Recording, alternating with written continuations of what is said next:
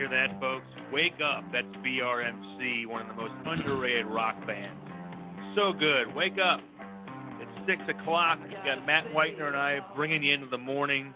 We're joined by Jeffery Wilson, who is unique St. Louis voice. He has a podcast called It's Me Speaking to You, and he talks about a lot about UFC, MMA. Jeffery, what's going on? You there? I am here, brothers. How are you guys doing? Oh, my gosh. You're coming in clear, buddy. You're right, man. That equipment's working. Yeah. So, I'm great, man. I am fantastic, brother. Every day above ground's a good day. Hey, man, that's the way. Hey, man, you get up in the morning, you're still breathing, and it's time to go earn it, right? That's right. That's right. Go get it. That's right. So, I just kind of got to know you a couple more days ago with the mutual acquaintance of Chris Denman, the Wolf.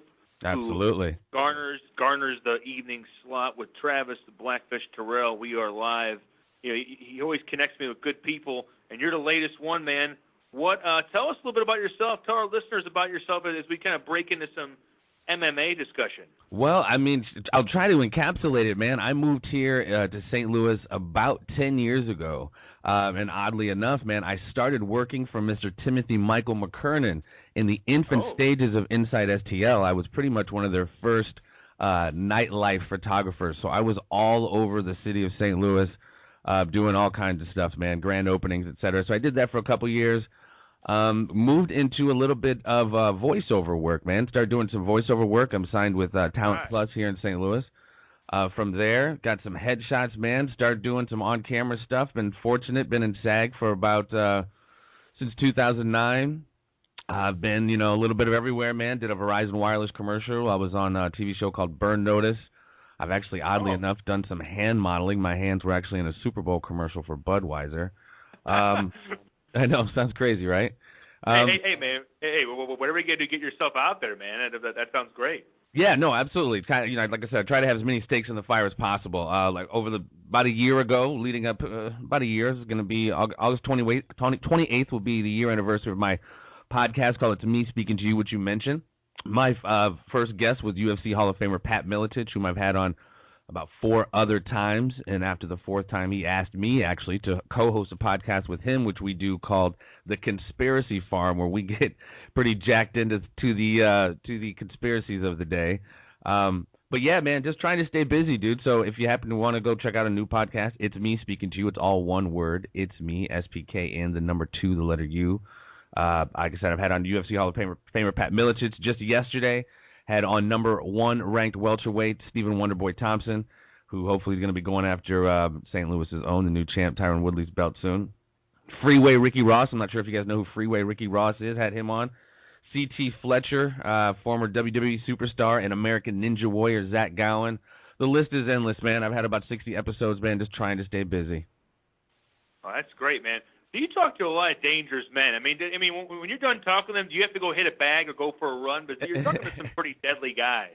Yeah, it's odd, man. Like I talked to Stephen Wonderboy Thompson yesterday, and he's, like I was saying in the interview with him, like the contrast of personalities just couldn't be more drastic. Like he's such an assassin in the octagon, and outside he's just so laid back and so chill. Most martial artists are, quite frankly, but Stephen's just really, it's hard for him to like up his dollars marketing wise because he's just not one for, cutting the promo and talking the hype so much. So, yeah, dude, I've been fortunate, man. Met some cool cats.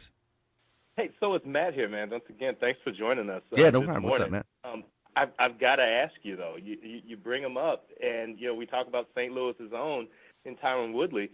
Give me your recap on what was a very brief appearance for him on Saturday. I mean, should the area be excited about having potentially another big star coming from? I mean, he's the champ. There's absolutely no doubt about it. Like, if you know the lineage of Robbie Lawler, whom he defeated, he's essentially an old school Pat Miletich student through the Miletich fighting system. So me and Pat, we're from the same hometown. Robbie, Bettendorf, Iowa, Davenport, Iowa. So I was a little partial to Robbie. But yeah, Tyron came in and did his thing, man. He definitely did his thing. There's no knocking his hustle because he went out and he put it on Robbie. But of course, there's the question. There's been the question with Tyron. The cardio? Will he gas in the later rounds? We didn't get to see it in this fight, but he's calling out Nick Diaz, who trains and does triathlons and stuff. So he'll take him into the deep waters. So we'll see, man. I'll be anxious to see. It's a little frustrating because, like I said, I had on my boy Stephen Wonderboy Thompson yesterday. He was the number 1 ranked dude who should be fighting Tyron next.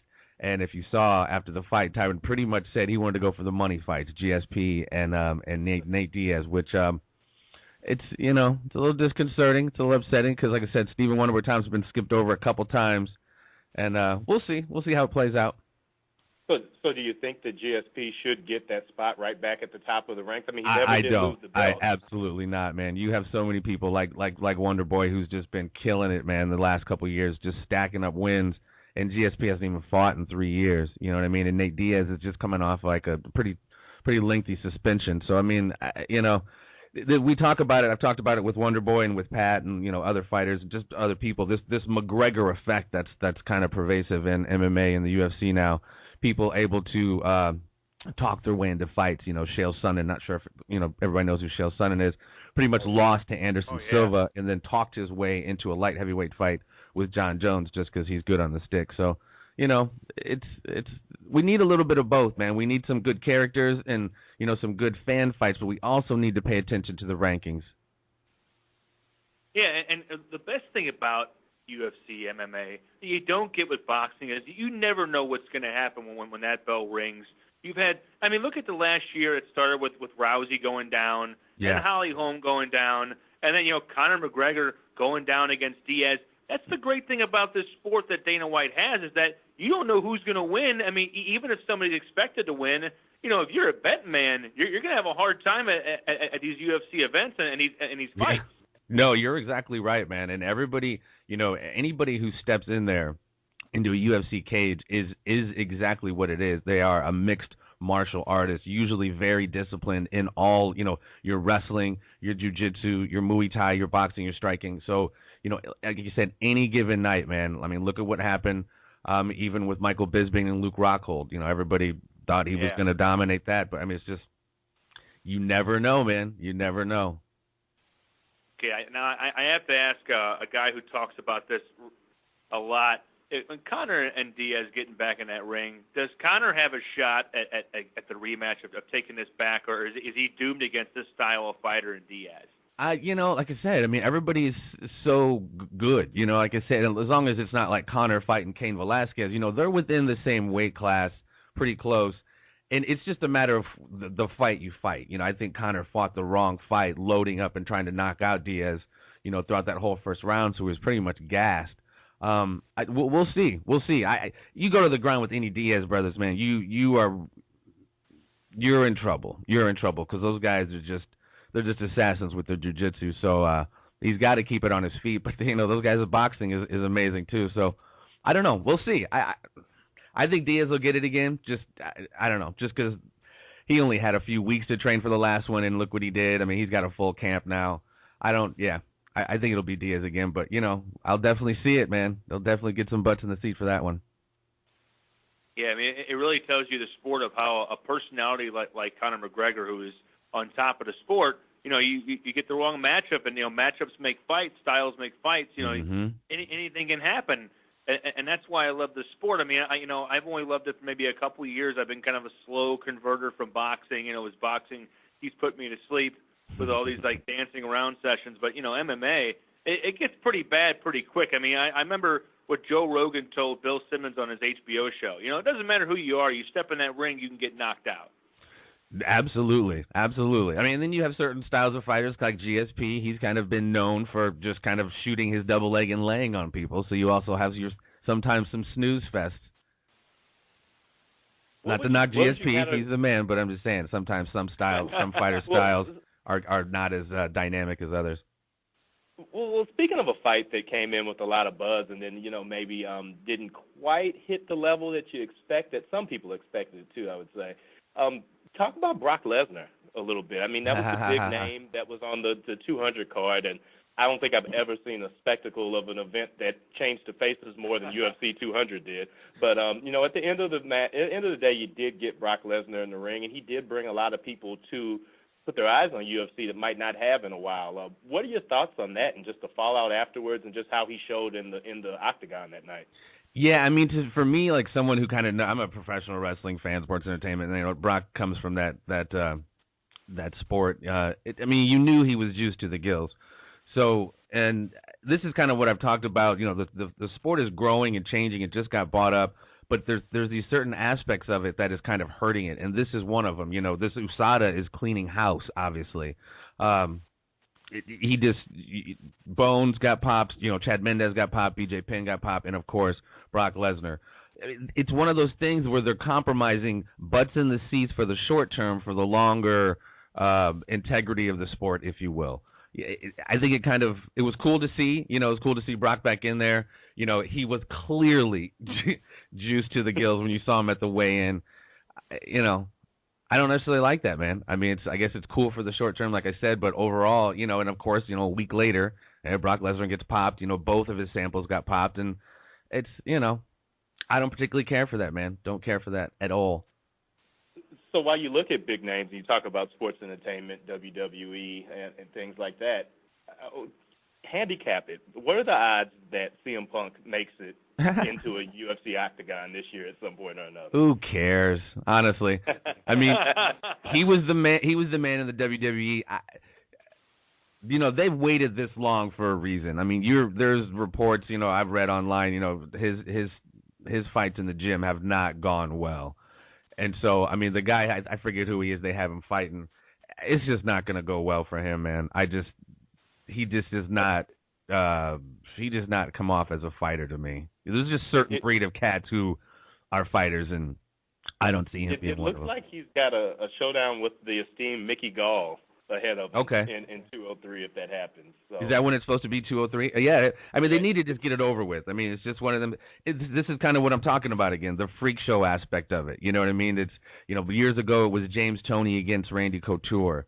And, I mean, they don't do it too often, but I mean, I don't know. I mean, Brock came. We could always go back to the days of UFC 1. Right. This is one of my favorite carnivals to watch on YouTube occasionally now. Yeah, that was definitely a freak show. I mean, I'm cool with a lot of the rules and the way the game's changed, but like I said, there is a huge WWE aspect to the UFC, and I don't mind that as a WWE fan. It's just you can't diss cats like Jacare Souza in the middleweight division, who's just been passed over numerous times for the belt because he's just not literally sexy, but he's just not. He doesn't talk. You know what I mean? He's not a big talker. He doesn't speak good English.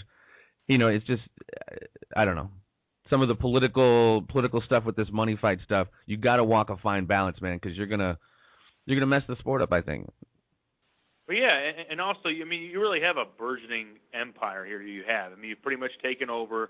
I mean, UFC, MMA, they give back to their sport. They're very popular. They're dominating things, but I understand where you're coming from about the freak show aspect. You got to be respectful of the pillars that built this sport up from the ground. Yeah. I'm sure the guys like Joe Rogan and your co-host Pat are kind of rolling their eyes a little bit when they see Brock go in there basically with about 2 syringes in his butt. And pick up $2.5 million, man. Guaranteed money. 2.5. Yeah. Oh, man, that's just bad. Now, I mean, is there one fight this year that we haven't discussed that you're kind of looking forward to or that could possibly come together? Well, I mean, honestly, man, as a big fan, like I said, I've had Stephen Wonderboy Thompson on 3 times now, and I'm a huge fan of him. He seems like a very cool person, but his work inside the ring, the dude is a Rembrandt with his strikes. The guy's insane. So I'm hoping he gets that fight with Tyron, man, quite frankly. Outside of that, I'm definitely anxious to see that rematch between. Here's another one of those fan fights. The Bisping, Dan Henderson. Big fan of Dan Henderson. Would love to see him smash Bisping and ride off into the sunset with that belt. Ronda Rousey's supposed to be coming back to fight Amanda Nunes. That would be fantastic. There's several, man. There's several. Yeah, I mean that's the thing about this sport. There's no shortage of big fights that people want to see. It isn't like you're scraping the bottom of the barrel hoping for a good fight. You have 3 to 4, what seems like every 4 to 5 month period with this sport. Oh yeah, absolutely. And in all divisions, man. It's so funny. Like I'm a big boxing fan. It was like back in the day, it was all the heavyweights, and then it's all of a sudden it was your lighter weights. It's cool to see these lighter weights putting on the bigger show than the heavier weights.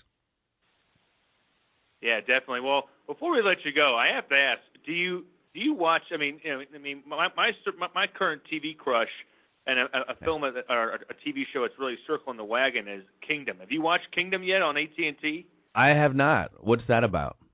It is an MMA show that centers around a Navy Street gym in California. It stars Frank Grillo.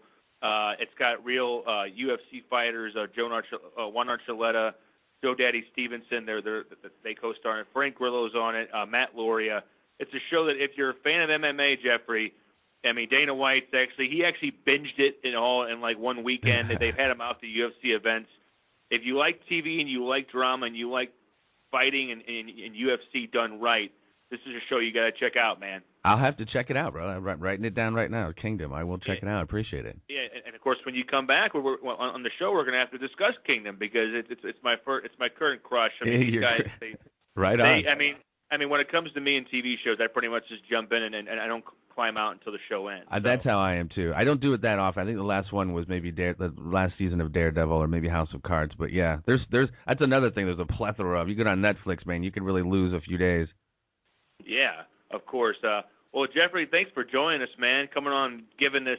We had a lot of baseball in the first hour, so right. It's nice to get a little combat sports in there. Absolutely, in the first man. 20 minutes to 6 a.m. I feel like I need to wrap my hands for the final 40 minutes of this show. But hey, we're going to have you back on the dose, man. Thanks for joining us, everybody. Absolutely. Like I said, if you want to check it out, if the website, we're about to combine websites, so those are in operation. But hashtag it's me speaking to you. Hashtag The Conspiracy Farm. We're on YouTube, we're on Twitter, we're SoundCloud, iTunes, we're a little bit of everywhere. Check us out. Next week, man, I'm going to have on, if you guys have seen the movie The Last Dragon, you guys seen that? Oh, yeah. Yeah, so Timac, dude, the star, man, Bruce Leroy, I'm going to have him on my show next week, so something to look forward to. And thank you guys, man. I definitely appreciate it, man. Thanks for having me on. Hey, don't worry. We'll be having you back on, Jeffrey. Now, you have a good morning. Go find some coffee. Hey, yeah, man, right on. Be sure to see if Bruce Leroy can still get that nice, healthy glow going, too. You got that glow. That's right. All right, fellas. Peace and love, man. All right, man. Have a good day. That was Jeffrey Wilson bringing some MMA discussion. I mean, you can kind of tell when you're talking to a fan and when somebody who's immersed himself in the world of that sport. Yeah, I mean, that's great info. I mean, I think that when you look at what the UFC